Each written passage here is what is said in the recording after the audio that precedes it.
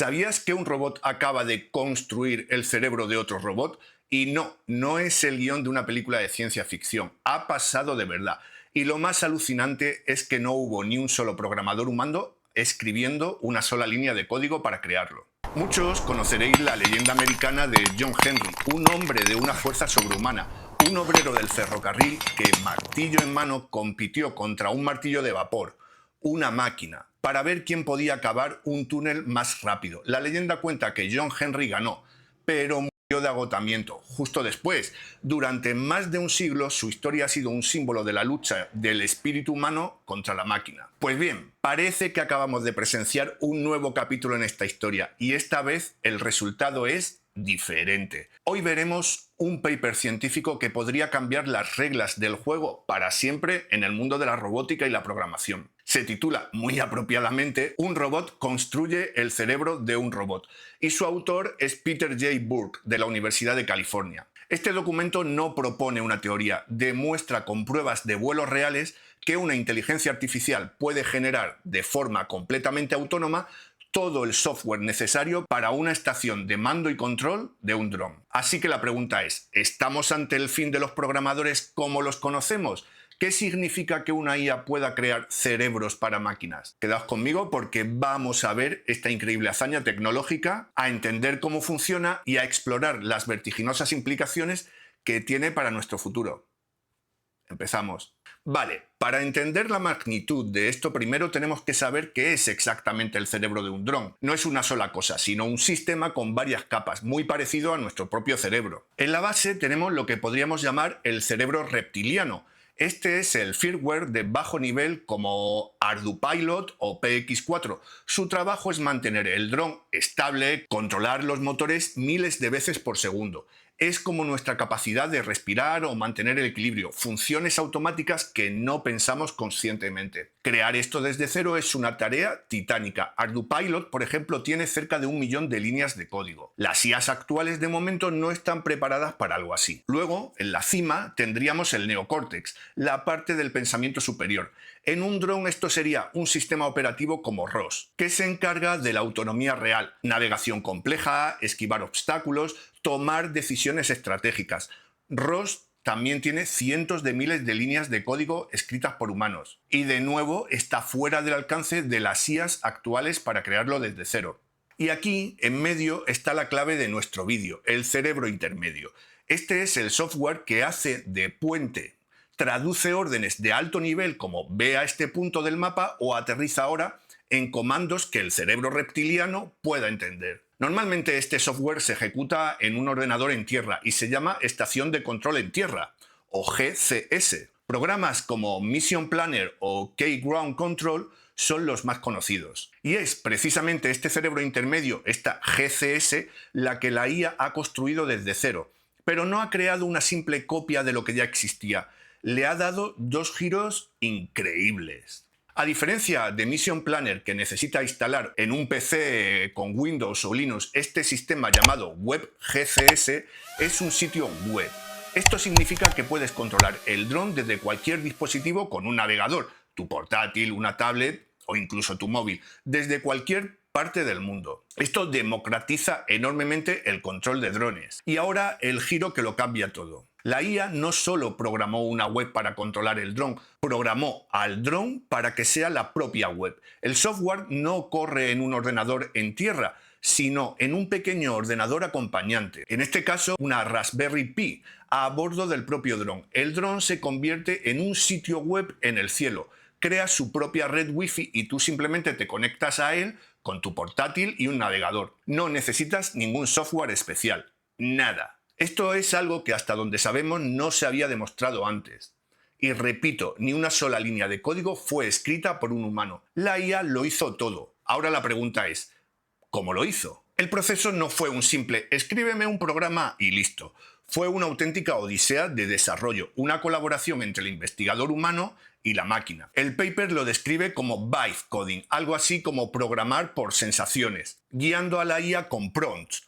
Y lo dividieron en 4 sprints o fases. Empezaron usando Claude, una IA de Anthropic, simplemente pidiéndole en un chat de navegador: escríbeme un programa en Python para enviar comandos map link a un dron.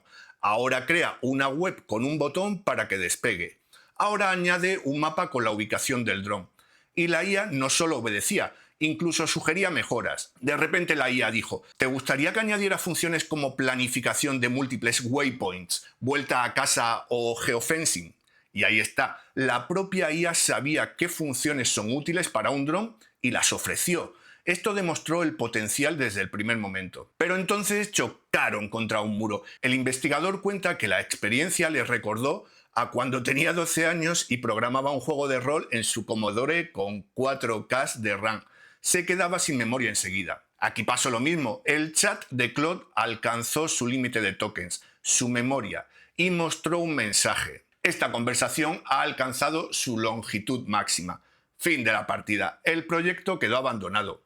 Parecía que la IA había llegado a su límite. Meses después, Google lanzó Gemini 2.5 con una ventana de contexto mucho mayor, 1.000.000 de tokens, y el proyecto volvió a la vida. Siguieron el mismo método: pedir a la IA que generara un único script de instalación con todo el código: Python, HTML, JavaScript, todo mezclado. Esta vez el proceso fue más de depuración. El investigador ejecutaba el código, encontraba un error, copiaba y pegaba el mensaje de error en el chat y le decía a la IA: arregla esto. Era un ciclo constante de prueba y error. A mitad de este sprint consiguieron hacer el primer vuelo de prueba, aunque todavía con fallos. Pero el enfoque de un solo archivo gigante seguía siendo demasiado torpe para la IA, que perdía el contexto de lo que había escrito antes. Entonces se dieron cuenta de que necesitaban un enfoque más estructurado. Migraron a un entorno de desarrollo integrado, o IDE, llamado Cursor, que es una versión de VS Code potenciada por IA. Esto permitió trabajar con múltiples archivos, uno para Python, otro para HTML, etc., y usar un control de versiones con GitHub. Aquí probaron diferentes modelos de IA: Gemini, ChatGPT, Claude, según la tarea. Pero incluso así, la IA a veces tenía problemas para recordar cómo los cambios de un archivo afectaban a los otros. A pesar de todo, fue en este sprint donde lograron el primer vuelo totalmente exitoso, demostrando toda la funcionalidad básica: despegar, aterrizar, ir a un punto en el mapa, todo desde la web. Para el último empujón cambiaron a otro IDE llamado Windsurf, con la esperanza de que tuviera una mejor gestión de proyectos complejos. Y funcionó. Consiguieron refactorizar todo el código, hacerlo más limpio y añadir las últimas funcionalidades, como notificaciones de voz. Tras un último esfuerzo de depuración, nació la versión 2.0, estable y completamente funcional. Y ahora la métrica que nos vuela la cabeza. El tiempo total de trabajo humano en este proyecto fue de unas 100 horas, y la mayor parte de este tiempo fue esperando a que la IA pensara. El autor lo compara con un proyecto muy similar que desarrollaron en su laboratorio de forma tradicional, con equipos de estudiantes de grado y posgrado. El tiempo invertido en ese proyecto: unas 2.000 horas humanas. Esto es una mejora de la eficiencia de 20 veces. John Henry perdió. La máquina no solo ha igualado al humano en una tarea de programación compleja, lo ha superado en eficiencia, por un orden de magnitud.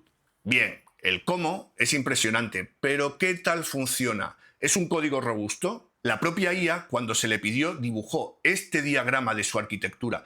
Es consciente de su propia estructura.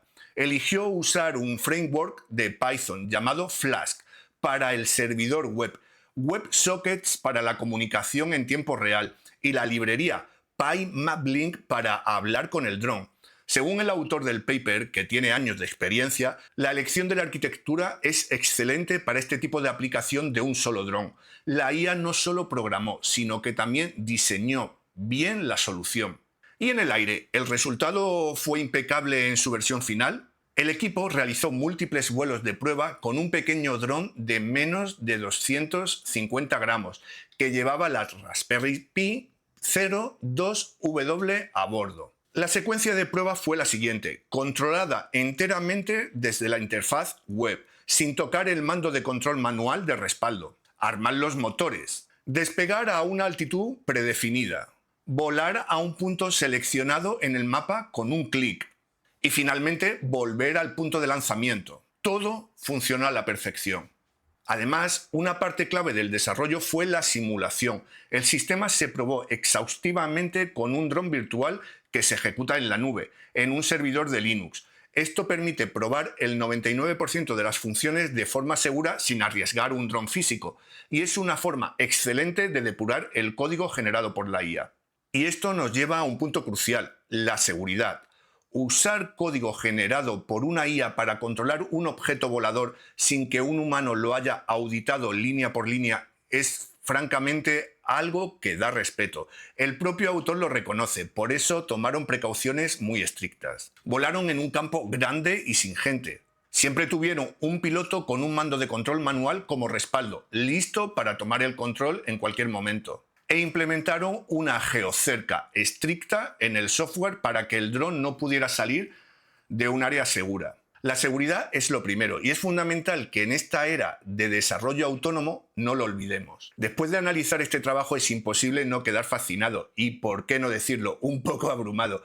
Para mí hay varias conclusiones enormes. Lo que más me gusta es la democratización de la robótica compleja. Hasta ahora, crear un software de control a medida para un robot requería un equipo, tiempo y mucho dinero. Este experimento demuestra que un solo investigador guiando a una IA puede lograr en semanas lo que antes llevaba miles de horas de trabajo. Imaginad las posibilidades. Startups, estudiantes, aficionados, de repente tienen el poder de crear aplicaciones robóticas personalizadas a una velocidad de vértigo. En segundo lugar, esto redefine el papel del programador. Obviamente, esto no va a ser el fin de los programadores, pero sí una transformación radical de su trabajo. El foco se desplaza de escribir sintaxis línea por línea a ser un arquitecto de sistemas, un director de orquesta que guía a la IA. La habilidad clave ya no es solo saber un lenguaje de programación, sino saber cómo hacer las preguntas correctas, cómo estructurar un problema para que la IA pueda resolverlo.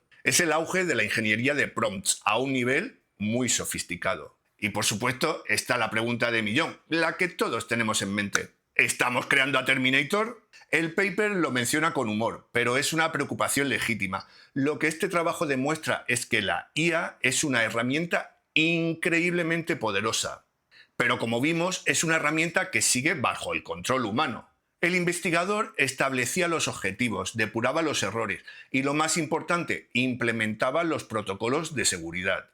No estamos hablando de una IA consciente que decide por sí misma. Estamos hablando de una nueva forma de ingeniería, donde el ser humano define el qué y la IA se encarga del cómo, con una eficiencia sin precedentes. El reto para nosotros, como sociedad, es asegurarnos de que siempre haya un humano en el bucle, garantizando que estas poderosas herramientas se usen de forma ética y segura.